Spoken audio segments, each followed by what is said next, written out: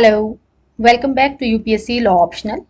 इससे पहले क्लासेस में हमने सिलेबस एंड सोर्सेज को डिस्कस किया था। आज हम 2022 का प्रीवियस ईयर क्वेश्चन को एनालाइज करेंगे। यह क्वेश्चन पेपर का सोर्स यूपीएससी की वेबसाइट है।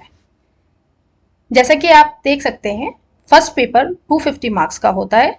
हमारा पेपर फर्स्ट दो सेक्शन में डिवाइड है, सेक्शन 1 एंड सेक्शन 2, जिसमें टोटल 8 क्वेश्चन दिए गए हैं और अटेम्प्ट 5 क्वेश्चंस करने हैं। 1 एंड 5 क्वेश्चन जो है वो कंपलसरी है, बाकी ऑप्शनल है। क्वेश्चन नंबर 1, एब्सोल्यूट इक्वलिटी में itself be a cause of inequality. यहाँ पर हमें बताना है कि किस तरह से एब्सोल्यूट इक्वलिटी एक खुद ब खुद रीजन है इनइक्वलिटी का। यह आप separation of power, fundamental rights जब पढ़ेंगे वहां से आपका क्लियर हो जाएगा। Second question, To preserve basic freedom and dignity of individual, a constitution should be permeated in the constitutionalism. किस तरह से हमें एक इंडिविजुअल की डिग्निटी को और फ्रीडम को प्रिजर्व करने के लिए कॉन्स्टिट्यूशनलिज्म को फॉलो करना चाहिए।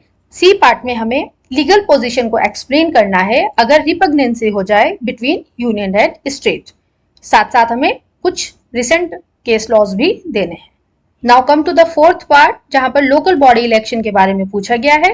इसमें हमें सुप्रीम कोर्ट के केस लॉसेस देने हैं considering the OBC quota. E part में हमें वेंसबरी प्रिंसिपल को एक्सप्लेन करना है। क्वेश्चन नंबर 2 डायरेक्टली हमारा बेसिक स्ट्रक्चर से पूछा गया है। इन द बी पार्ट्स हमें एप्लीकेशंस बतानी है फंडामेंटल राइट्स की to the parliamentary privileges case.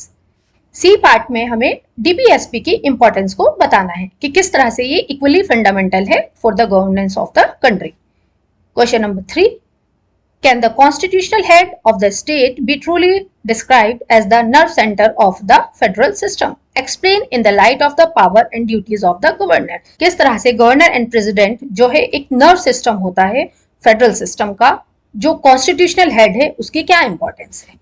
In the B part, what are the grounds to declare a delegated legislation as a substantive ultra vires? ये अभी तक जितने भी हैं बेसिक क्वेश्चंस हैं जो कि पूरा सब्जेक्टिव पार्ट है। आने वाली क्लासेस में जब हम इसको डिटेल में पढ़ेंगे तो आप लोगों को आइडिया हो जाएगा कि ये बिल्कुल भी मुश्किल नहीं है। Now come to the question number 4, parliamentary system के बारे में हमें बताना है कि किस तरह से no separation between the legislature and the executive in terms of personal, there is a separation of function between the two. साथ साथ हमें कुछ रिलेवेंट जुडिशियल डिसीजन भी देने हैं। Now come to the B part. Polity में हमने सबने ट्रिब्यूनल्स के बारे में पढ़ा है, तो उसी से रिलेटेड हमें यहाँ पर लिखना है कि किस तरह से एडमिनिस्ट्रेटिव ट्रिब्यूनल कॉम्पिटेंट है to examine the constitutional validity of the primary legislation. In the C part, जो principle of audi alteram partem है उसकी सिग्निफिकेंस बतानी है कि किस तरह से वो नेचुरल जस्टिस के साथ लिंक है और उसको एक्सक्लूड किया जा सकता है या नहीं किया जा सकता है। Now come to the section B. This question is also compulsory. Keeping in the view of the growth of international law in the contemporary era, do you think the classical definition of international law has become redundant? In the B part हमें de facto and de jure recognition का difference बताना है। In the C part हमें बताना है कि territorial asylum क्या होता है और extraterritorial asylum क्या होता है और इसका क्या difference होता है।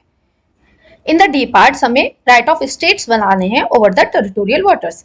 जैसे कि इंटरनेशनल लॉ में हमने पढ़ा है कि 20 नॉटिकल मील तक जो है आपका टेरिटोरियल जुरिसडिक्शन होता है, उसके बाद जो है हमारा हाई सीज आता है। तो ये उसी से रिलेटेड क्वेश्चन है कि आपके स्टेट के क्या क्या राइट्स होते हैं और कहाँ तक आप लोग प्रिजर्व कर सकते हैं। इन द ई पार्ट हमें डिफरेंस बताना है आर्बिट्रेशन एंड जुडिशियल सेटलमेंट का as a method of peaceful settlement in terms of the dispute in international law. Now come to the question number 6, जहां पर हमें वेरियस थ्योरीज को explain करना है relating to the international law and the municipal law. This is also a direct question. In the B part हमें state succession की theories बतानी है। C part is directly from the citizenship part. Now come to the question number 7, जहां पर हमें general assembly की powers and function को explain करना है। This is also a direct question. In the B part हमें मैगजीन को explain करना है, पैक्टा चैरिटीज नेक नोसेंट नेक प्रोसेंट with the help of recent case laws. In the C part हमें बताना है कि क्या right to self defense under international law include right to take preemptive action. This is also a direct question. Now come to the question number 8. When is an aircraft considered to be in flight for the purpose of the Convention of the Suppression of Unlawful Seizure of Aircraft? Delineate the obligation the said convention imposes on the state parties.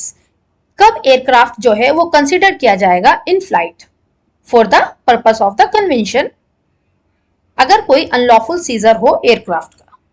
Next question number B, what is the most favoured means of decision making at WTO? WTO में किस तरह से decision making होती है और कौन सा best way है, इसको हमें डिस्कस करना है। Under the what circumstance decision be taken by the majority votes, साथ साथ हमें बताना है कि कौन से डिसीजन जो हैं उसमें सुपर मेजॉरिटी चाहिए होती है या फिर हमें जरूरत है रिफॉर्म करने की in the decision making process.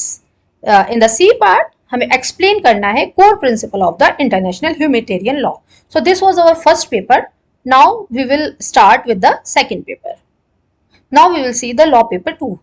This is also of 250 marks. 3 घंटे का टाइम है। प्रोविजन बिल्कुल सेम है। 8 क्वेश्चन दिए गए हैं, आपको 5 अटेम्प्ट करने हैं। First and 5 are compulsory. So come to the section 1। ये क्वेश्चन पूरा हमारा लॉ ऑफ क्राइम से है, साथ साथ हम इसमें लॉ ऑफ टॉर्ट्स को डील करेंगे with the legal developments. A part, the existence of mens rea along with the commission of actus reus make the act an offense। हमें यहाँ पर mens rea की existence बतानी है actus reus के साथ। In the second part, what are the remedies available under the law of torts other than the damages? This is also a direct question. In the C part, we have to analyze the effectiveness of section 326A and 326B of IPC. The D part is how far the section 7A of the Protection of Civil Rights Act 1955 been effective to control untouchability in India। अब इस question को हमें दो तरह से deal करना है। एक तो हम सिविल राइट्स एक्ट में किस तरह से दिया गया है, प्लस साथ साथ हमारे कॉन्स्टिट्यूशन में अनटचेबिलिटी के क्या प्रोविजंस हैं।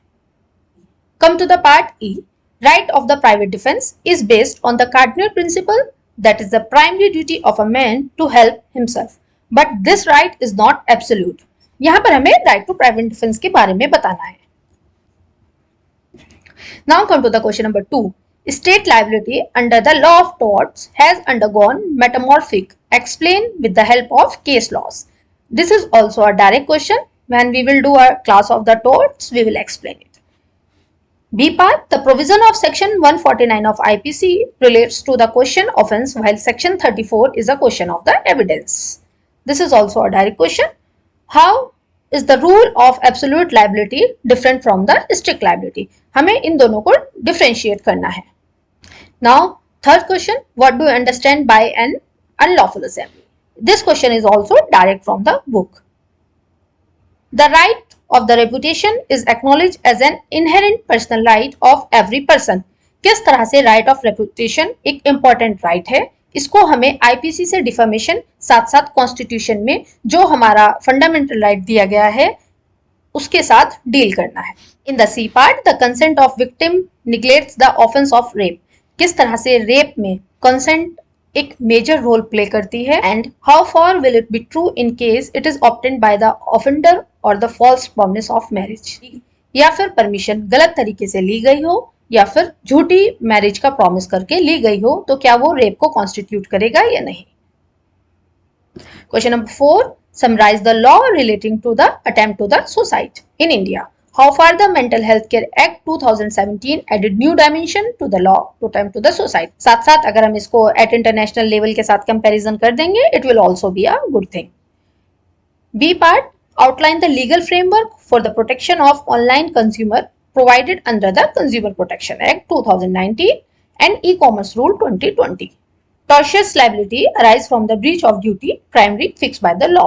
This duty toward the person generally and its breach is redressable by an action for the unliquidated damages. किस तरह से एक tortious liability arise होती है अगर आप breach of duty करते हैं, उसी से related इसमें हमको explain करना है। Now come to the question number 5. All the contracts are agreement, but all the agreements are not contract. This is also a basic question of the mercantile law. Second part, हमें explain करना है quasi criminal nature of section 138 of the Negotiable Instrument Act. In the C part, discuss the implication of the high-level committee known as TSR Subramanian Report 2014, the review of environmental-related laws in India. Elaborate the condition and the warranties provided under the Sales of Good Act 1930. In the E part, the quotation from a work which has already been lawfully made available to the public does not constitute infringement of the copyright. This is direct from the IPR. Question number 6. The liability of a surety is coextensive with the principal debtor unless it is otherwise provided by the contract. हमें इसी statement को elucidate करना है और साथ साथ circumstances को भी नरेट करना है कि किस तरह से surety is discharge from his liability. What do you mean by abuse of dominance and abusive conduct prohibited under the Competition Act 2002? In the C part, dwell on the concept of emergency arbitration in providing expeditious relief in India. In the 7th question, state the circumstances of supervening impossibility and frustration of the contract in the light of the decided cases. 7th B is directly IT Act 2000 aimed at e-commerce development but failed to satisfy growth, building traders and the consumer confidence. C part, an agreement without consideration is void.